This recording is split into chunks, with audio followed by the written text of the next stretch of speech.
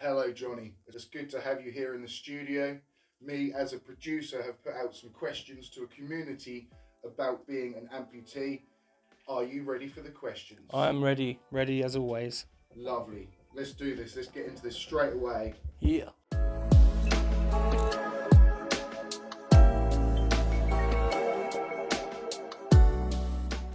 How did you lose your leg?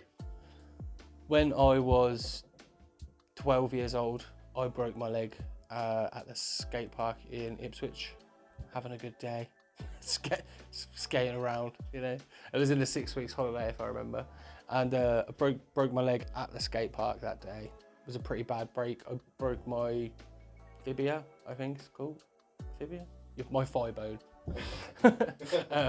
But yeah, then from there, found out that I had cancer in the knee, which had weakened the bone, and that's why the leg broke.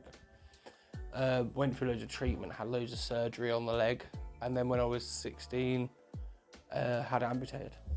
Okay. Yeah. Okay. We've got other questions as well, so I'm sure we will lead on from there. If anyone else is thinking, you didn't mention that bit. How did the initial loss of your leg impact you, and what was the challenges you faced?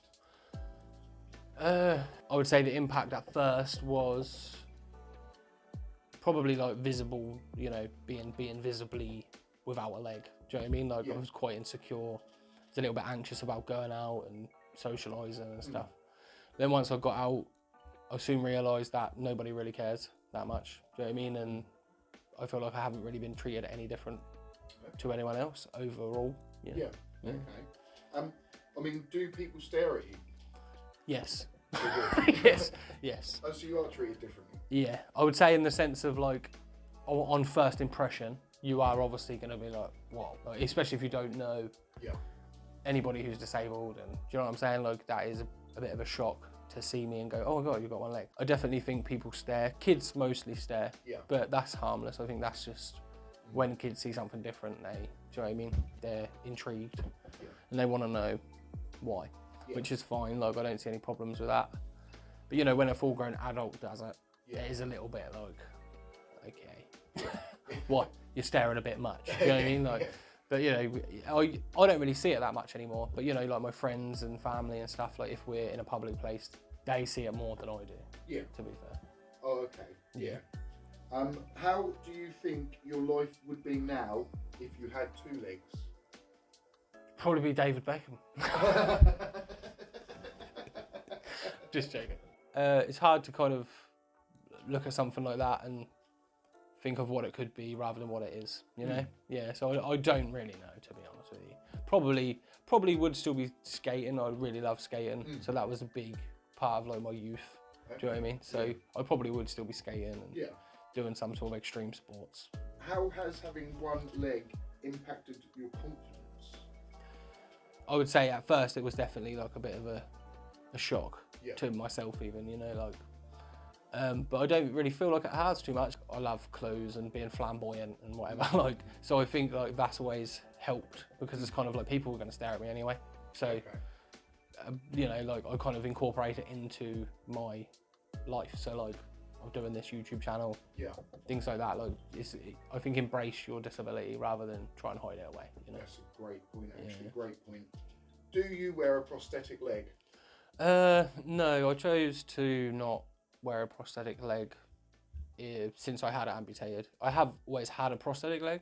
I think because I'm a high leg amputee, it's like the more sort of excess stump. What does high leg mean? Like mid thigh. Oh. You know, like high up, like you don't have much of a stump basically. So like the higher up you are, the harder it is to use a leg. I get you know. So for me it was quite hard because like if just say you lose your foot or your lower half of your leg, you still have your knee joint, things like that, you know, like obviously when you're missing the knee joint. But there's even worse than me in the sense of like how hard it can be because some people have it missing from the hip, you know. So like luckily I still have that part, but I just never really found it comfortable. It digs in. It's just not, I don't know, maybe I just haven't found the right leg. But if you're making legs out there, hit me up. So that is something you would look into? Yeah, I think in the future, I'm definitely, especially for this channel as well, like I'm gonna get the leg on. Yeah. I'm gonna like give it my best shot and see what happens and film it for content, you know. Oh, okay. Yeah. Great thing to do, actually. Has having an amputation affected what you can achieve with your life? There is obviously limits there. I could never be a marathon runner, do you know what I mean, personally. But like, you know, there is people out there. I've met people in the past because I did the Paralympic opening ceremony. Okay. And I met all sorts of like walks of life, people with disabilities and no pun intended, with walks of life. But yeah, I met like, you know, people with hearing loss, blind people. Yeah, that kind of made me realise at that point, and that was quite early on into my amputation. I think I was about 2 years into having my leg missing. I think, as you say about more content, people would love to know at one point about your experiences for the opening ceremony of the Paralympics there. Yeah, that was amazing. We I was on an agency website where you know, I would do extra work on films and play casualties, things like that. Like, so we would be blown up by a grenade on a film, you know, and they would employ us because obviously it looks real because we have missing limbs. So that was really cool. They're called Amputees in Action. I don't know if they're still about, but yeah. And then they basically gave me a call one day and said, "Oh, we've got a great opportunity."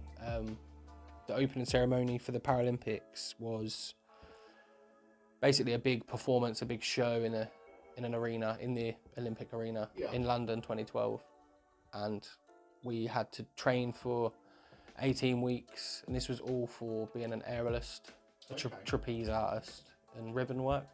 So it was like circus work basically. And yeah, I learned how to do the rope. And maybe, I think there might be some footage on YouTube of like our sort of opening ceremony, and maybe I'll leave a link below if you want to check it out. Yeah, so that was a great experience, that was, because that made me realise, like I say, that you know you can't do anything, because there was people doing this that were in a worse situation than me, and in the sense of like, you know, they had no legs or no legs and one arm. You know what I mean? Like, so it goes to show. Yeah, incredible. Did you ever lose the will to go on? Yes. Yes, I did. Yes, I did, and I do. No, I'm joking. No, I think I would say not to do with my amputation. Do you know what I mean? Just like life, like anybody else.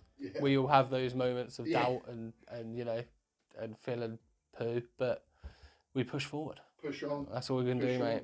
Push on. Do you experience phantom pains? Is it actually painful, or just a sense that the leg is not there anymore? It's different for everyone involved. So say me, for example, I had my leg cut off via surgery. You know, like I knew it was coming, I knew when it was, I could kind of gear up for it as much as you can. But some people who lose their leg due to like an accident, or, you know, suddenly losing your limb, will have like a negative effect on your brain, and I think that causes like phantom pains. But if anything, I do get phantom pains, but it's more like a nerve feeling. Like I don't really have the itchy foot thing, you know, like that. I did maybe for the first 6 months, maybe. But that's a long time ago, so I don't remember. But I don't really get it anymore. I just phantom pains. So you think it would be sort of different depending on how you had your amputation? Yeah, basically, yeah. I think it's like your brain is a trauma response, like by thinking your leg is still there, you know, like. So it's like, but for me, I didn't have like it wasn't so traumatic, you know. It was more a planned procedure. Yeah. Do you have 2 legs in your dreams? No, I don't. No, and I think that goes back to that, because I think, you know, if it was a sudden loss of limb, you might still dream with 2 legs because your brain is convinced you still have 2 legs. As where me, no, I'm how I am in real life. Disabled and beautiful. Oh, you're a comedian as well, it seems. What do you do with your other shoe? Put it in the bin, to be honest. Yeah, like it was a point where I was like collecting them basically, and I had so many, and it got to a point where I was getting mad at myself. Like nowadays, I don't really buy any shoes, like many shoes. But back when I was younger, I would have to buy a pair, normal price, and then put the other one in the bin.